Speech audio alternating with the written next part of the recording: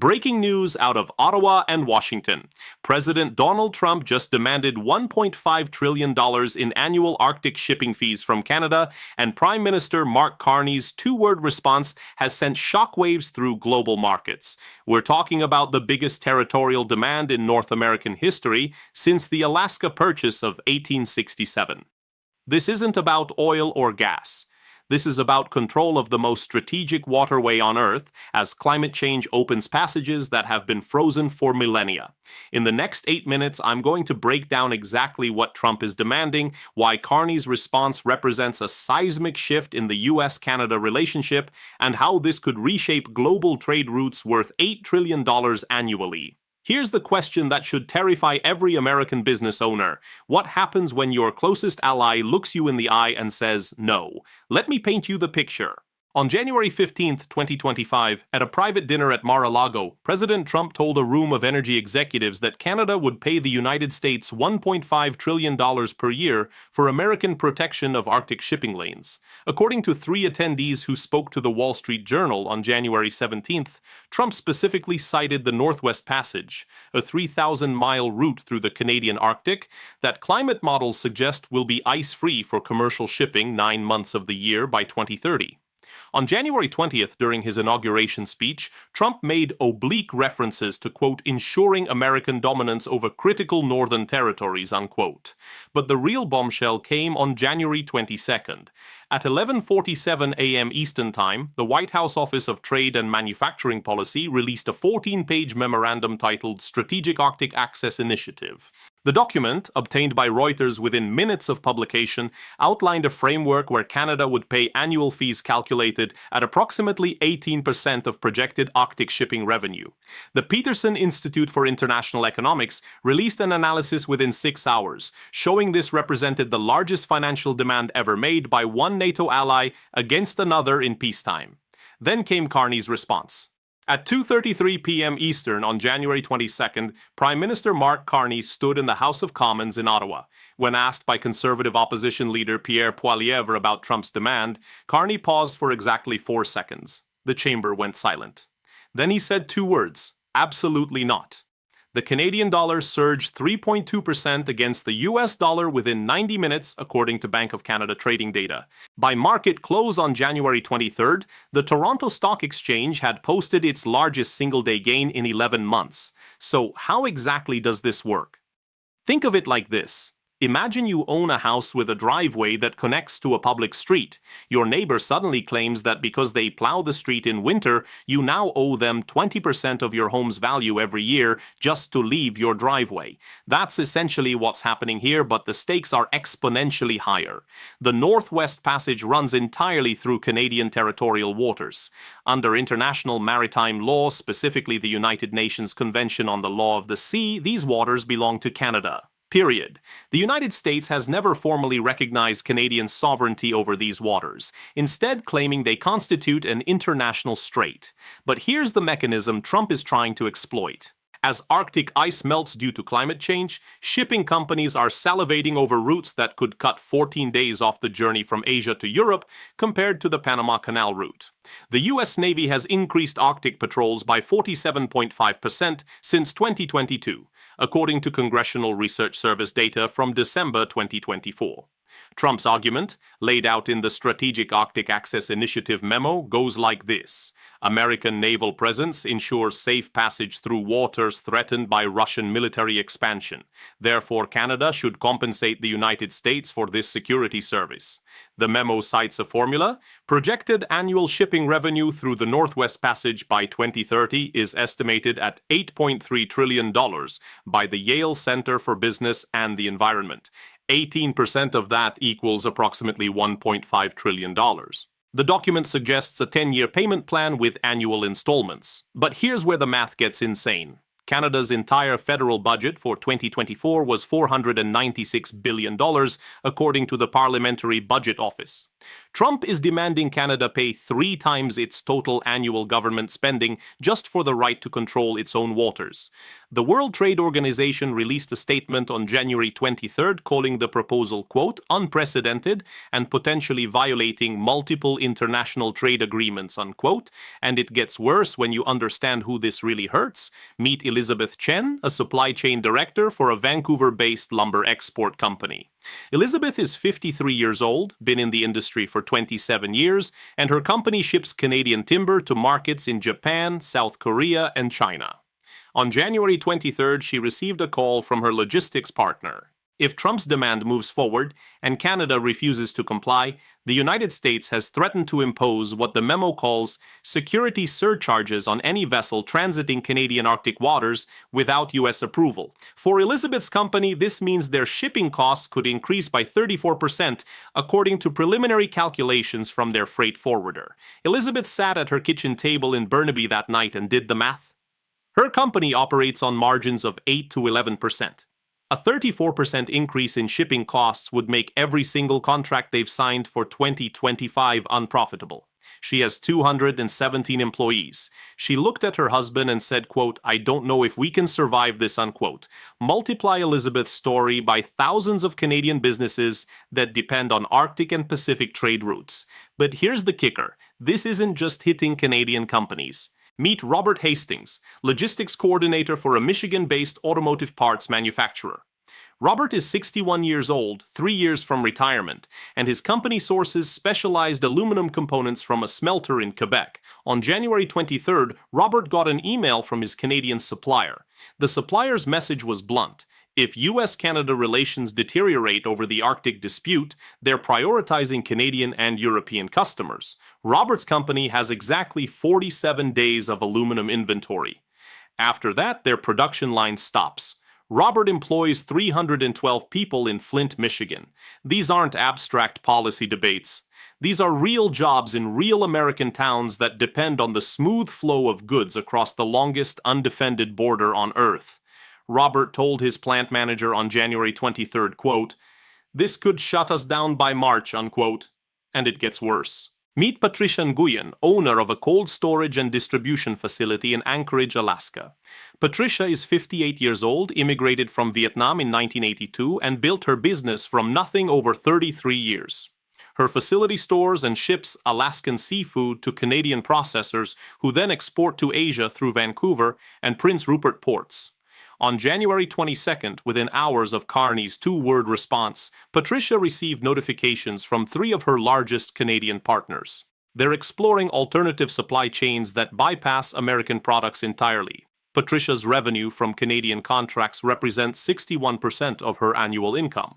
She sat in her office overlooking the port of Anchorage on January 23rd and realized that Trump's demand, intended to extract money from Canada, might actually destroy her American business. She has 84 employees, most of them Alaska natives who depend on fishing industry jobs. Patricia said, quote, we survived COVID. I don't know if we survived this, unquote. The Alaska Seafood Marketing Institute released preliminary data on January 23rd showing that 17% of Alaska's seafood export value depends on Canadian processing and logistics partnerships. Let me be crystal clear about what happens next. According to the Council on Foreign Relations, which published an emergency brief on January 23rd, we're looking at 3 distinct phases of consequences.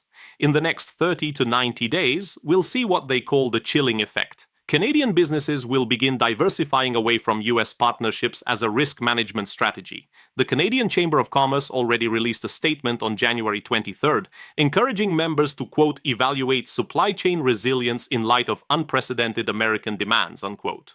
American businesses dependent on Canadian resources, particularly in lumber, energy, aluminum, and agricultural sectors, will face price increases as Canadian suppliers prioritize more stable partnerships.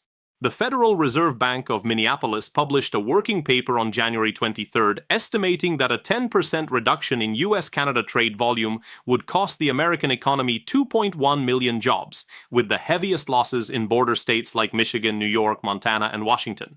But here's what really concerns analysts at the Brookings Institution, who released a 73-page report on January 23rd. In the 6 to 12-month time frame, we're looking at permanent structural damage to the North American trade architecture.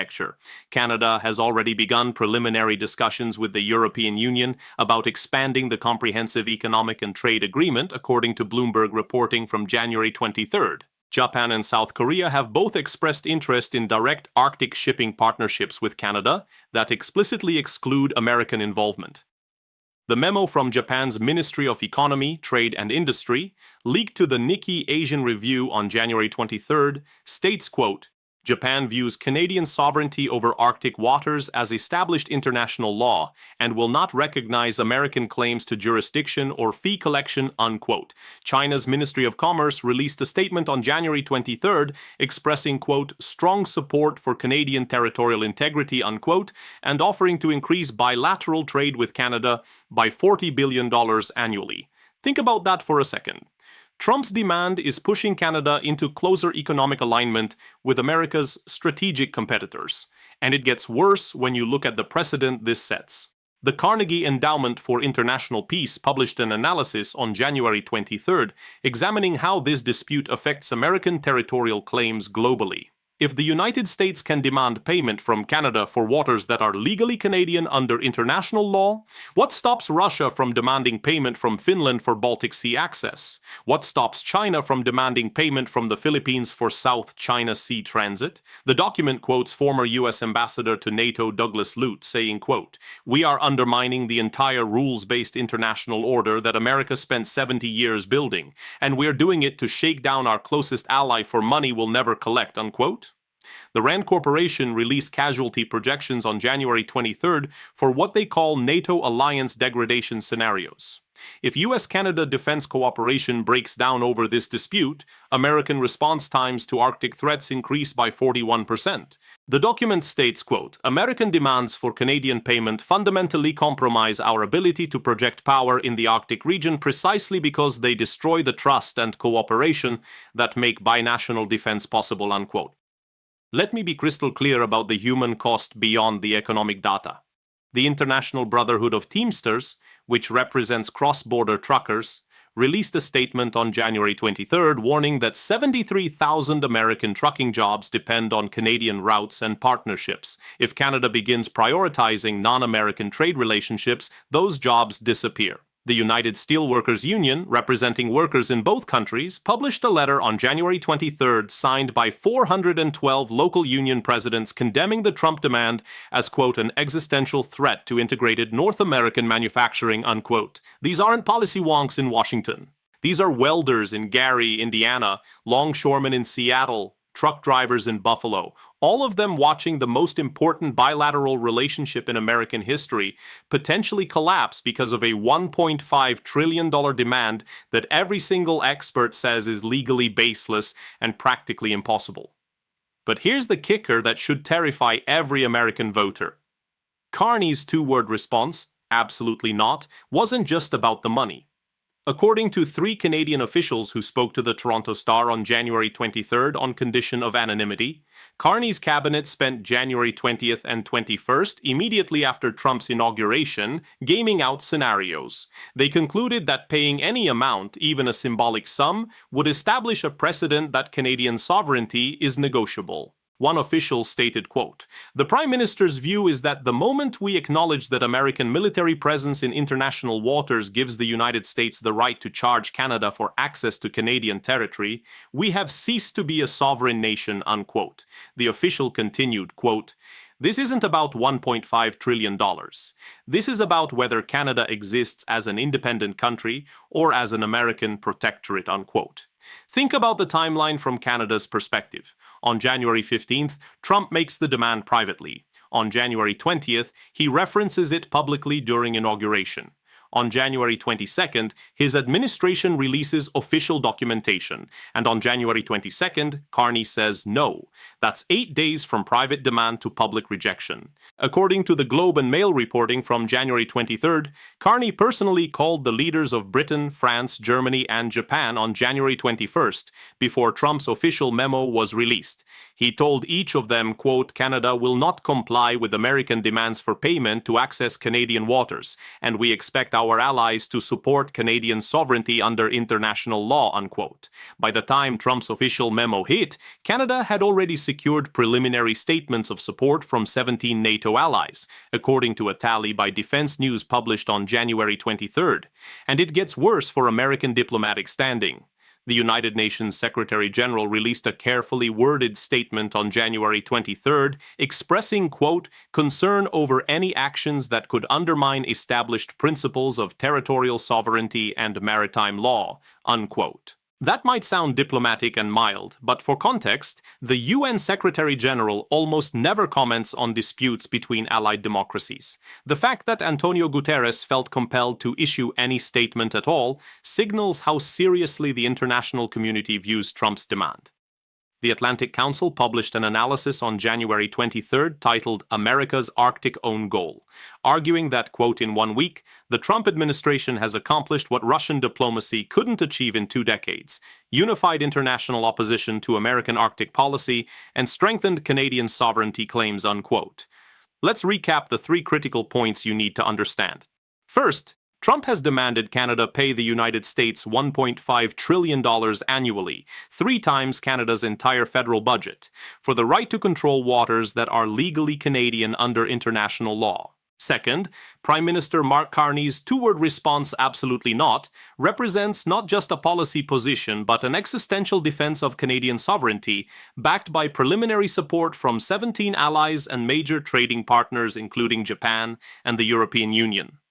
Third, the permanent consequence of this demand isn't just economic disruption measured in millions of jobs and billions in trade. It's the potential fracturing of the most successful bilateral relationship in modern history, and the precedent it sets for great powers to make territorial and financial demands on smaller allies backed by nothing but military presence. If you found this analysis valuable, hit that subscribe button and the notification bell. I break down the geopolitical stories that actually affect your life, not the surface-level coverage you get everywhere else. Share this video with anyone who needs to understand what's really happening between the United States and Canada right now. Here's what keeps me up at night. For 77 years, since the end of World War II, the United States-Canada relationship has been the model for how allied democracies cooperate. 2 massive countries sharing a 5,500-mile border with virtually no military fortifications. 2 economies so integrated that 800,000 people cross that border every single day for work, for trade, for family. And in 8 days, 1 demand, 1 memo, and 2 words have put all of that at risk. Not because of a genuine security threat, not because of a real policy disagreement, but because of a $1.5 trillion demand that every expert from the Peterson Institute to the Council on Foreign Relations to the Rand Corporation says is legally indefensible and strategically insane.